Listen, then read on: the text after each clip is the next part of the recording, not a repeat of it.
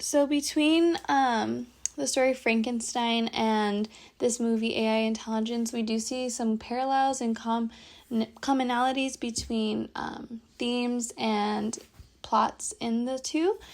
So of course the main one is life that is created and it's not natural. So we see it in Frankenstein with the creation of the monster, and then we see it with the creation of AI with technological and scientific advances. So we do see a sense of technological breakthrough as well as the consequences or mishaps that may come along. We see this with Frankenstein. It creates danger across our society, and Frankenstein is fearful of it.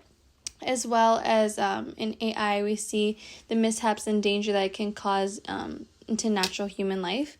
Have several philosophical themes embedded throughout the film. One of the themes covered by the movie is the idea of consciousness. So consciousness is the state of being awake or aware of one's surroundings. It's the ability to perceive.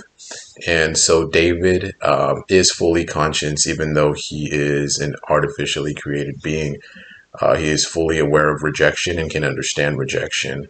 Another theme present, another philosophical theme present throughout the movie is existentialism, which just involves the idea of existing. And Another theme related to existentialism is the idea of free will. So not only is David conscious and he can perceive and feel rejection, but he also attempts to take his own life because the feelings and the emotions are so intense. So those are two themes embedded through the movie. Mecha and Orga in the movie are used to describe the two different types of entities. Mecha is the mechanical entities. Those are more of the AI robots that were created. And Orga are defined as the organic humans that were just born naturally. I think this says a lot about our society in today's world of science and technology, is that a lot of what we use is mechanical, and a lot of what we created is embedded into our organic lifestyles. So it's really hard to make that distinguished line between organic and mechanical in certain aspects of society.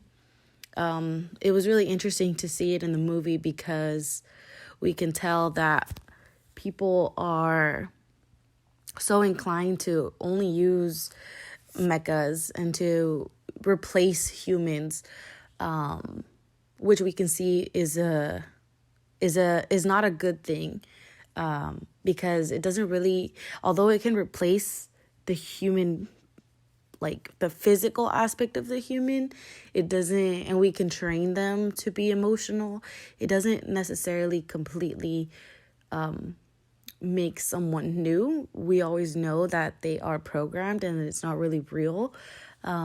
It's interesting to see in real life because that's what we are moving towards as a whole collective.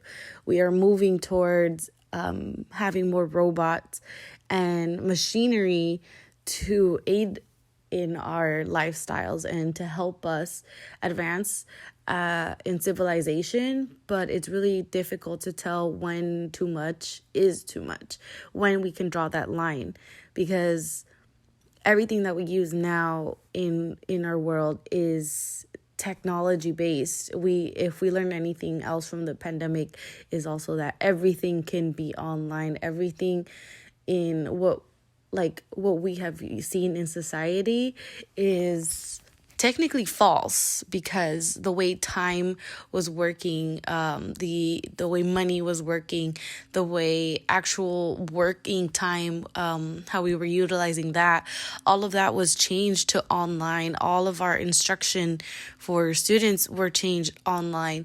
People were working from home.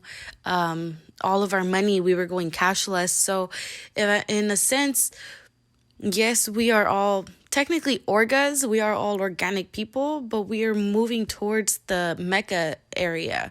We're learning how to live in that sort of technological society where everything is just programmed for us. And I feel like that's taken a lot away from how we think and how we feel, because how quick are we to just look something up for reviews or for instructions or directions, instead of just allowing ourselves to naturally feel and to learn.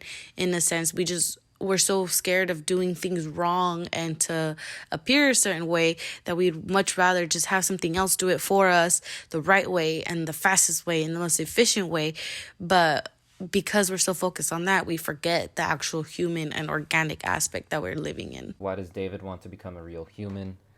He wants to become a real human so he can essentially win back the affection of his mother, who abandoned him in the woods.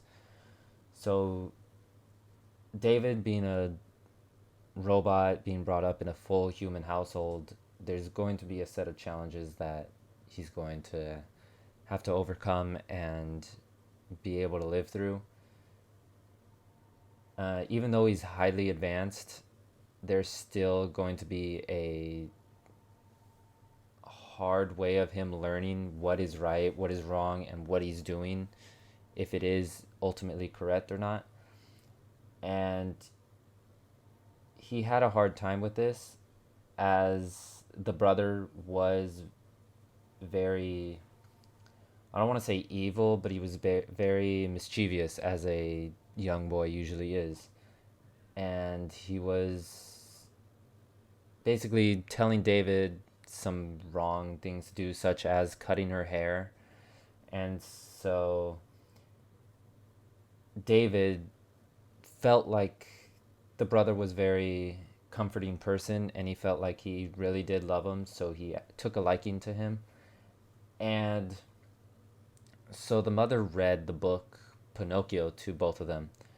The brother, thinking that it would hurt David negatively, asked her to read it to them. But David actually took a liking to this book, and he felt like himself as Pinocchio. So when David was abandoned, he felt that he needed to become a real boy in order for the family to fully accept him. And so he made himself feel as Pinocchio, and he heard of this blue fairy who could make any dream come true. So he goes on a long journey in order to hopefully find this blue fairy that could, in his mind, he believed that could make him a real boy. So ultimately, he wants to become a real boy or human in order to win back the affection of his family and be able to be fully invited with open arms into the family. I think that the reason why the feelings, souls, and the sentiments of mechas in this sci-fi movie is because they are programmed to act and feel or attempt to feel a certain way to try to mimic and embody a natural human being the best that they could.